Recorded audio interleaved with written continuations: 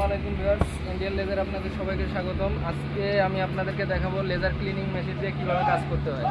তার আগে আমি আপনাদেরকে একটা প্লেট করে দেখাবো। এটা হলো হেড, এটা অফ অন